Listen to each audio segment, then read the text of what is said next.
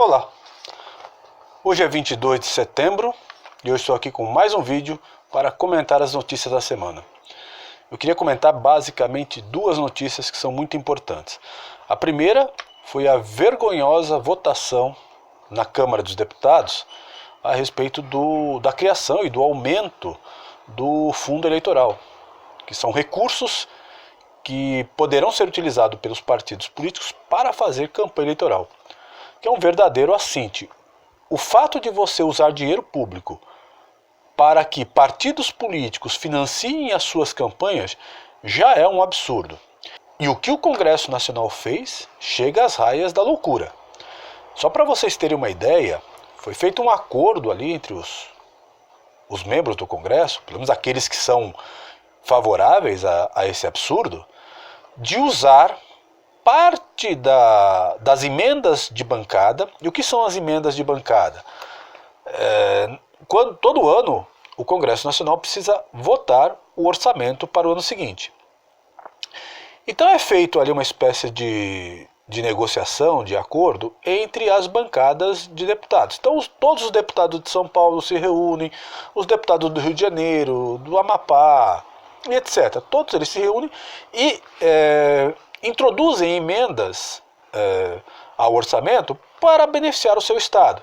Então faça uma emenda, por exemplo, para construir um hospital, uma emenda para equipar a polícia ou coisas do gênero. Então além das emendas individuais que cada deputado acaba introduzindo no orçamento, tem essas emendas também de bancada, né, de bancada de estado, não bancadas partidárias. É um acordo que é feito suprapartidário. Então se reúne todos os deputados de cada estado e definem qual emenda vão introduzir. Para poder financiar esse fundo eleitoral, o que os deputados fizeram? Abriram mão de 30% das emendas de bancada para poder financiar esse fundo eleitoral. Ou seja, dinheiro que poderia estar sendo usado para construir hospitais, escolas, equipar a polícia, vai ser usado para a campanha eleitoral. Realmente é um absurdo.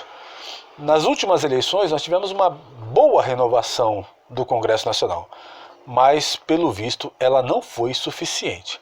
Então eu vou deixar o link aqui na descrição, onde tem a relação de todos os deputados que votaram a favor dessa medida. Na votação haviam 445 deputados no plenário, 233 deputados votaram a favor desse absurdo, 209 contra e 3 abstenções. Então, eu vou deixar a descrição, procurem lá para ver se o seu deputado votou e qual foi a posição dele, para cobrar do deputado. Um deputado que aprova, que vota a favor de uma medida dessa, não pode ser reeleito. O povo precisa ter a noção de que quem coloca os deputados lá somos nós, através do nosso voto. Então nós temos que mapear efetivamente como votou cada deputado para poder cobrar dele uma posição e nas próximas eleições descartar esse deputado, né? Nós renovamos bastante o Congresso, mas ainda há muita coisa a ser feita. Então é de indignar qualquer um. Numa situação de crise orçamentária que esse país está passando, os deputados aprovando um valor aí de 1,7 bilhão para gastar em campanha eleitoral. Sendo que hoje, com as redes sociais, com a internet, o Facebook, o YouTube, a campanha eleitoral pode ser muito mais barata. Haja vista como foi a campanha do Jair Bolsonaro, que tinha um tempo minúsculo na TV, mas se valeu do alcance das redes sociais. Então, não faz nenhum sentido, não tem justificativa 1 bilhão e 700 milhões que estão sendo tirados do orçamento para financiar a campanha de partido político. Mudando um pouco de assunto, eu queria fazer aqui uma reflexão com vocês de algo muito importante. Às vezes a gente acaba vendo as coisas acontecendo pontualmente e não tem a dimensão do todo. Por exemplo, eu já falei disso aqui, e vou retomar o assunto. Existe uma campanha orquestrada mundialmente contra o Brasil. Isso é um fato, isso não pode mais ser ocultado. A nossa imprensa não divulga isso, mas se a gente observar, essa campanha está em pleno andamento. E essa campanha vem das mais diversas maneiras, inclusive de lugares que a gente não teria nenhuma suspeita. Vou dar aqui um exemplo. Não foi publicado aqui no Brasil ainda, mas a Marvel está lançando assim uma nova série dos seus personagens lá, os seus super-heróis, os X-Men. Nessa nova série, qual que é o movimento aqui? Quem acompanha os personagens dos X-Men tem mais ou menos uma familiaridade. De qualquer maneira, a ideia é que os X-Men conseguiram uma ilha e transformar essa ilha em um país. E estão reivindicando na ONU o reconhecimento como país dos mutantes. Alguns países aceitam o reconhecimento e outros não. Para incentivar a que os países reconheçam essa ilha como um país de mutantes, o professor Xavier, que é o líder dos mutantes, oferece uma erva medicinal. E aí, quando nós olhamos os países que são contrários a esse reconhecimento, quem está lá? O Brasil. Junto com quem? Com a Venezuela, por exemplo. Com a Rússia. Parece uma bobagem, isso não tem nada a ver, é teoria da conspiração, isso não existe. Vamos ver se é assim mesmo, né? Então a Marvel está comparando o Brasil com países como a Venezuela, por exemplo, que é uma ditadura. Está comparando com a Rússia, que nós sabemos que a Rússia é qualquer coisa, menos uma democracia. Esse é só um exemplo, tá?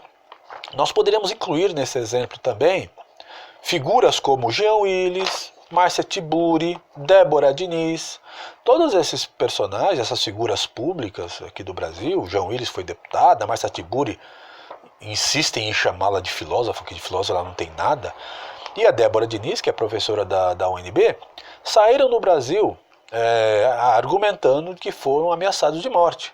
E nós sabemos que no caso de Jean Willis não é isso. Jean Willis tem fortes indícios de que ele vendeu o seu mandato para o Davi Miranda, que é o companheiro lá, sei lá o que chama isso, do Verdevaldo.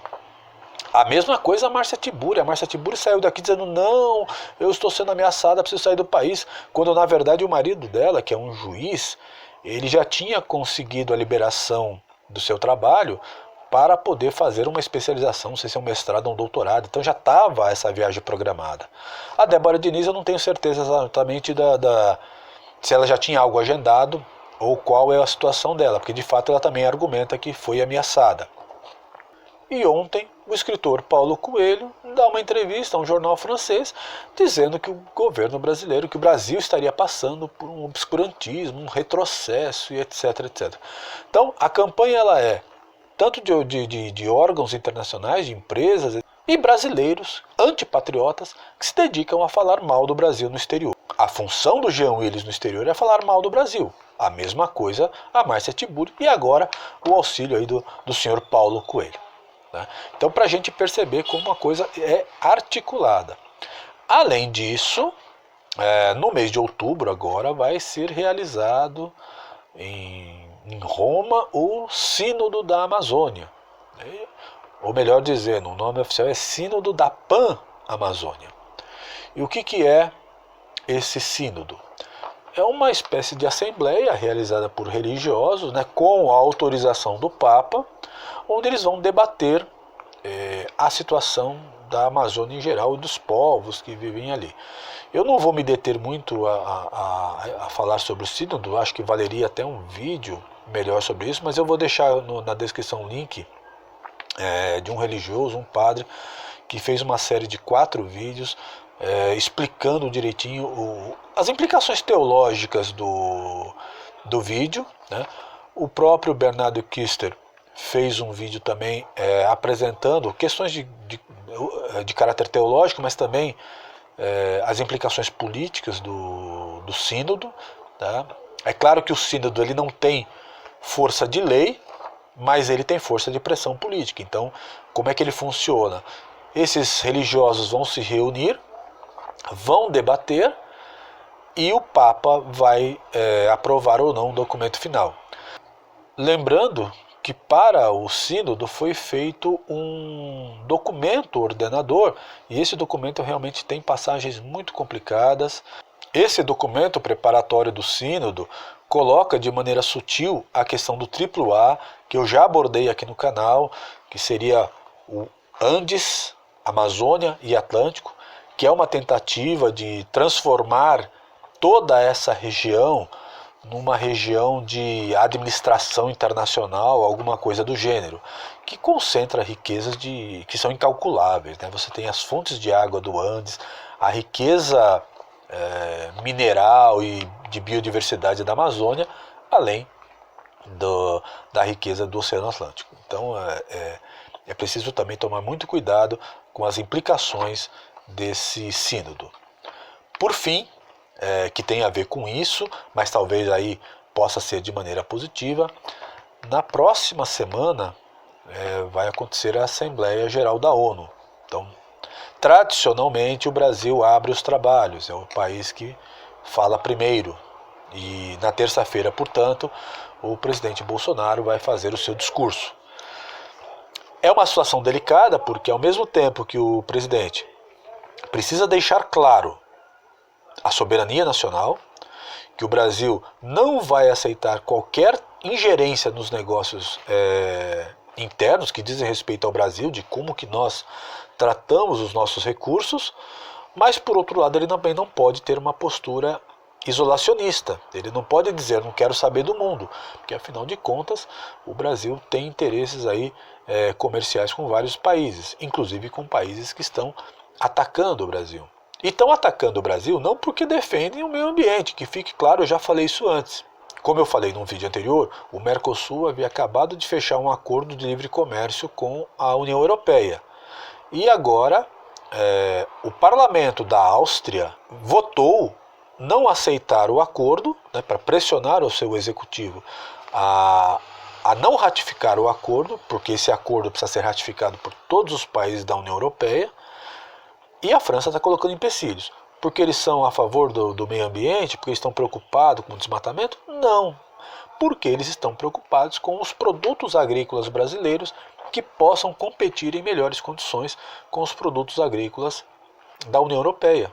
No caso a Áustria, que são grandes protetores, no caso da França e da Áustria, que são os países que estão colocando mais empecilhos, porque eles são defensores, eles protegem os seus agricultores. Eles fazem um discurso de livre comércio, mas na prática protegem com unhas e dentes os seus agricultores. Então, na verdade, o que está em jogo são interesses econômicos também.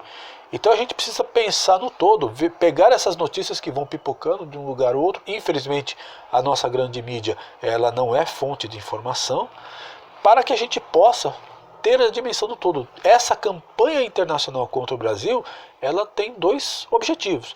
Primeiro, é uma tentativa da esquerda de desacreditar o governo para tentar voltar ao poder, e por outro lado, as nações, principalmente da União Europeia, que estão usando a questão da Amazônia e as queimadas que acontecem todos os anos, como eu já disse aqui, para tentar barrar o acordo de livre comércio que foi costurado aí entre o Mercosul e a União Europeia. É isso que está em jogo. São interesses objetivos, não tem nada a ver com o meio ambiente, até porque a França não é exemplo nenhum de defesa do meio ambiente. A mesma coisa a Áustria, nenhum país aí está preocupado com isso. Eles estão preocupados em defender os seus interesses econômicos e também políticos, né? A situação do Macron na França ela não é das melhores, então ele está usando aí a defesa da Amazônia para tentar melhorar os seus índices de popularidade.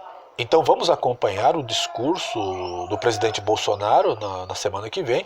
Eu particularmente estou ansioso, porque de fato ele precisa dar uma resposta à altura a essa campanha que o Brasil está sofrendo. Uma campanha mundial e ela é articulada. Bom, eu vou ficando por aqui. Se vocês gostaram do vídeo, deixem seu like, deixem seus comentários e nos vemos no próximo vídeo. Até mais!